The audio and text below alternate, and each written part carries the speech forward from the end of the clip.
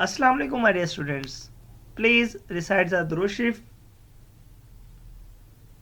आज का जो हमारा टॉपिक है वो theories of origin of language है। आज हम इस लेक्चर के अंदर देखेंगे कि जो थीरीज़ हैं लैंग्वेज की ओरिजिन के ऊपर और कौन कौन से कंसेप्ट हैं कि जो हमें बताती हैं कि लैंग्वेज की का जो ओरिजिन है कैसे हुआ।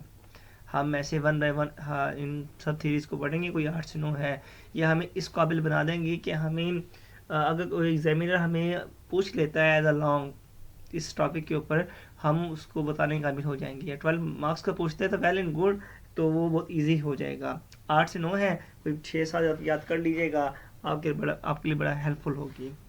चलिए हम अपना लेक्चर स्टार्ट करते हैं। तो पहले लेक्चर हमारे वही कि पहले इंट्रोडक्शन देते हैं क्या होते हैं। बेसिकली कोई डायरेक्ट एविडेंस नहीं है हमारे पास किसका लैंग्वेज के ओरिजिन का। हमने बस कोई जो ऑब्जर्वेशन होती है हमारे ऐसे ही हाइपोथेसिस है उनके ऊपर हमने बेस की हुई है, हम वही देखने जा रहे हैं। Theories about the origin of language attempt to explain how language being begun to communicate through speech since there is no direct evidence, जो भी बता चुका हूँ। These theories are speculative but fascinating. Here are the major theories explained in the simple terms. अब देखेंगे one by one in theories को। सबसे पहले डिवाइन थ्योरी, सोलर थ्योरी। हम सोचते हैं, हम कहते हैं कि जो इंसान को जो लैंग्वेज दी गई है अल्लाह की तरफ से दी गई है, वही वाली बात करेगा इसके अंदर। The divine source theory, this theory suggest that language is a gift from our divine being super natural power, या अल्लाह की तरफ से दी गई या किसी सुपर नेचुरल पावर से दी गई है, जो हमें गिफ्ट दिया गया है। तो पहली थ्योरी ये कहती है। Explanations, many religious traditions claim their language we bestowed upon a human by God. For example, in the Bible, the story of the Adam and Eve involves God teaching Adam the name of the creature. हमें पता है कि अल्लाह पाक ने क्या किया था। ये तो क्रिश्चियन की बात कर रहे हैं, लेकिन एज अ मुस्लिम हमें भी पता है कि अल्लाह पाक ने क्या किया था। और हमें पता है कि अल्लाह ने आज़ाद उनको नॉलेज सिखाया, यानी इल्म दिया, तो अल्लाह ने उनको ज़ुबान भी सिखाई, तो हमें पता है कि कहाँ से हुई है। हिस्टोरिकल एक्सपेरिमेंट्स लाइक किंग, ये से उसका इसको सपोर्ट करने के लिए मैंने इसको रेफरेंस दिया है ताकि आपको हेल्पफुल हो जाए कि जो आप बात करें कि ये कहाँ से आपने ली, क्यों बात कर रहे हैं, ये रेफरेंस है। लिमिटेशन की बात करें कि this theory lacks scientific evidence and is based on the faith religious belief. किस पे ये जो हमारा रिलीजन है उस बेस पे उसके ऊपर ये क्या करती है, ये बेस करती है। और ये थ्योरी क्या है, इसमें साइंटिफिक एविडेंस नहीं है कि जो प्रूव करे कि लैंग्वेज भी डिवाइन से ली गई है, खुदा की तरफ से दी गई है। हमारे पास ऐसा कोई भी सबूत नहीं है। नेक्स्ट थ्योरी आपके पास आती है द बव बव, यानी जैसे बवो वो एक जैसे डॉग करता है ना, वैसे बवो थ्योरी, वो वाली theory. Language origin from the humans imitating the sound of natures. लैंग्वेज कैसे, कुत्ते ने भौंकना स्टार्ट किया तो आपने उसको देखा, उसको वैसे बोलना शुरू कर दिया। ठीक है, इन्हें आपने कहाँ से इमिटेट किया, कहाँ से कॉपी किया, एक साउंड्स ऑफ नेचर, जो नेचर का कुदरत की जो साउंड था, आपने उसको क्या किया, हेयर किया, सुना, उसके बाद उसको क्या किया, अपने अंदर ऑब्जर्व करके उसको यूज़ किया। Explanation, early humans might have mimicked animal sound like barking, बोबो, और other environment nice wind, thunder to communicate. These onomatopoeic words eventually evolved into complex। अच्छा, जो साउंड का यूज़ किया जाता है वर्ड्स के अंदर उसे एनोमोटोपिक कहा जाता है। इसने एनोमोटोपिक बात की, तो ये वही वर्ड्स होती हैं जो हम कुदरत नेचुरल साउंड को हम देख के उसको हेयर करके हम क्या करते हैं, उसको वर्ड्स के अंदर यूज़ करते हैं। जैसे बहु ये वर्ड है, ये एनोमोटोपिक कहलाता है। लिटरेचर की टर्म के अंदर हम इसे कहते हैं एनोमोटोपिक कहते हैं। इस तरह की लिमिटेशन ये है कि not all words in human language are onomatopoeic. देखें, आपने वर्ड नॉट पढ़ा, ऑल पढ़ा, ये सारे तो हमने साउंड से तो नहीं लिए ना, तो ये लिमिटेशन है कि सारे एनोमोटोपिक नहीं है। So this theory does not explain abstract words of grammar, जैसा कि आप कहते हैं गवर्नमेंट एडवाइस क्या देते हो, आप नजर तो नहीं आते ना, ऐसे जो बहुत से वर्ड होते हैं जिसको एक्सप्लेन नहीं करता कौन, ये थ्योरी वो थ्योरी। अब इसके बाद हम नेक्स्ट थ्योरी की बात करेंगे। तो वो थ्योरी जो आपकी बात है वो उसके बाद बात करने जा रहे हैं। अब इस थ्योरी के मुताबिक देखते हैं क्या बात होती है। Language develop from the instinctive sounds या exclamations made in response to emotions.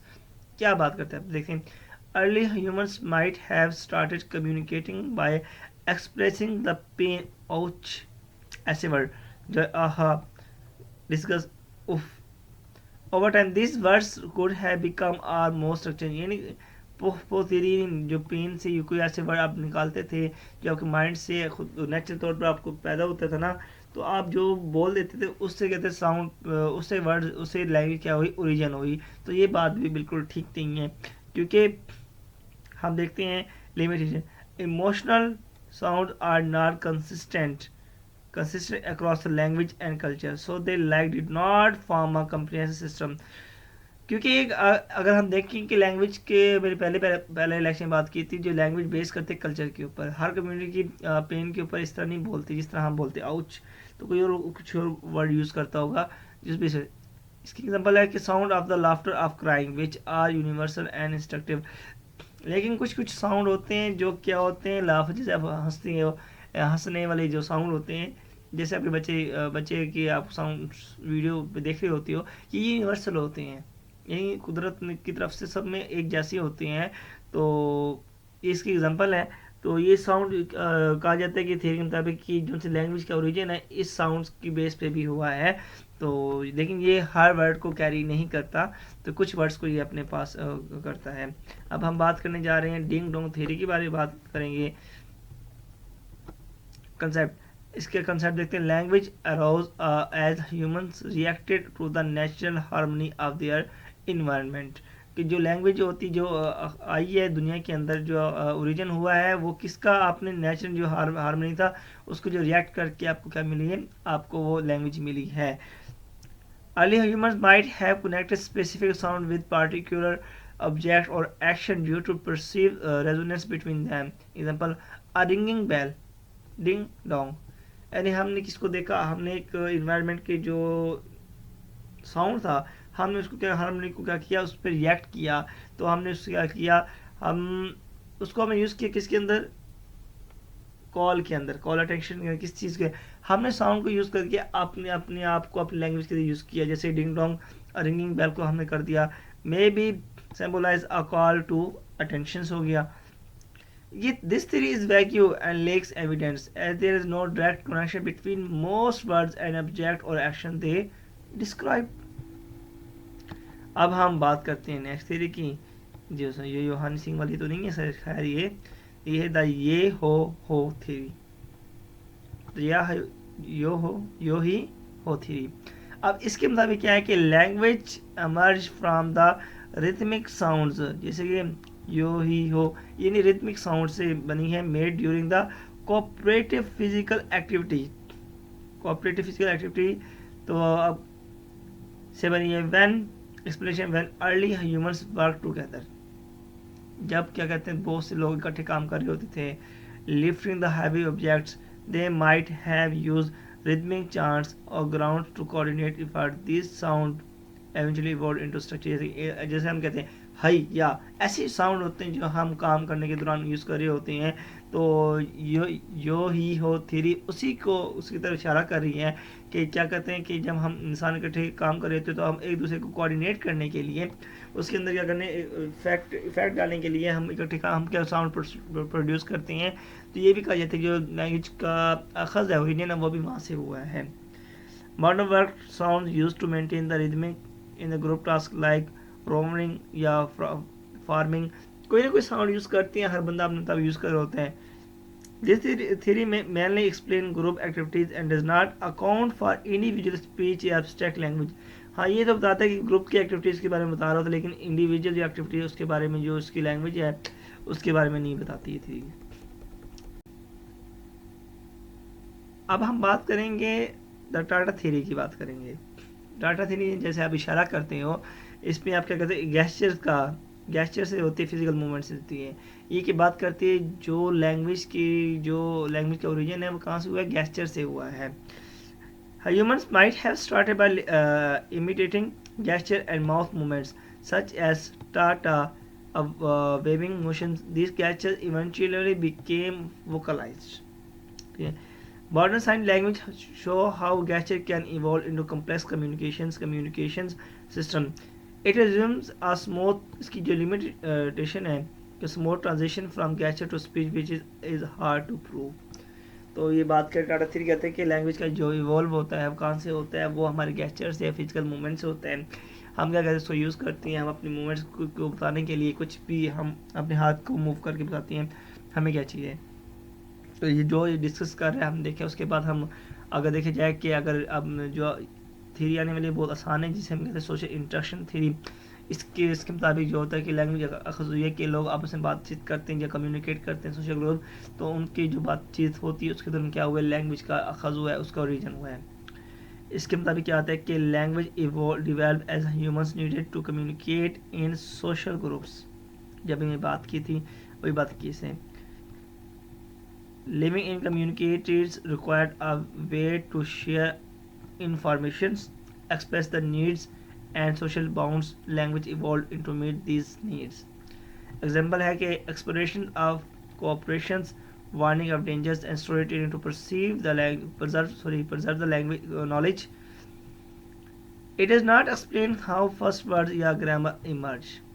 देखिए हमने जो लैंग्वेज का यूज़ कर रहे थे ग्रुप के अंदर, हम किसकी कर रहे थे, सोशल इंटरेक्शन के लिए, किसी डेंजर के लिए बताने के लिए, कोई चीज़ इवॉल्व करने के लिए, या हम क्या कर रहे थे, हम अपनी इन्फॉर्मेशन को शेयर कर रहे थे, या हमें उस नीड थी सोशल बाउंड के लिए यूज़ कर रहे थे मेंटेन। तो ये लैंग्वेज क्या, इसके मुताबिक क्या था, लैंग्वेज कैसे इंटरेक्शन हुई कि लोगों का आपस में बातचीत करने से, डेंजर्स की स्टोरी के बारे में बताने के लिए उनको क्या हुए, अपने एक्सप्रेशंस, अपने थॉट्स को शेयर करने के लिए इसको यूज़ करते थे। तो इस के मुताबिक की लैंग्वेज कैसे अखज़ हुई कि लोगों के ग्रुप में बातचीत करने से अखज़ होती है। The genetic source of theory, इसके मुताबिक तो ये लैंग्वेज होती है हमारी जो उसका ओरिजिन है ये विरासती तौर पर होता है, जेनेटिक जीन से ही है। Language is a biological ability hardware into the human brain, ये तो नोम चोम्स्की भी कहता है, जो फादर ऑफ लैंग्वेज है हमारे। Human have genetic predispositions for language as in the structure of the brain, ठीक है, जैसे Broca's and Wernicke's area and the universal presence of language in all human societies. Chomsky's theory of a universal grammar support the idea that humans are born with an innate ability to learn the language. Limitation क्या, this theory explain कि why human can learn language but not know how it originated. Okay, example लोगों ने कहा कि language वहाँ से होती है, लेकिन वो नहीं बताते कैसे ओरिजिन हुई है, बस इसने ये बता दिया कि इसमें क्या है, यूनिवर्सल ग्रामर पाई जाती है, उसने इतनी बात की। अब नोम चोम्स्की की हम थ्योरी पढ़ेंगे जाके, इसलिए मैं ज़्यादा इसके ऊपर बात नहीं कर रहा, तब जाके मैं इसका बताऊँगा कि नोम चोम्स्की है कौन और इसने क्या थ्योरी बताई थी। तो जब हम ऐसे आगे मूव करते जाएंगे तो हम लेक्चर के अंदर बताते जाएंगे। इस थ्योरी हाईलाइट्स अब conclude possible pathway for the origin of language. No single theory provide a complete explanation. The origin of language like involved a combination of factors including the biological evolution, social need and environmental influence. हमने अब देखा इसकी theory को one by one, और उम्मीद करता हूँ सबको ये समझ आ गया होगा, और जिसको कुछ भी कंफ्यूजन आ रहा है वो मुझसे कमेंट्स के अंदर डिस्कस कर सकता है। अपना ख्याल रखिएगा। अल्लाह हाफिज़। Thank you so much for watching this video. Take care.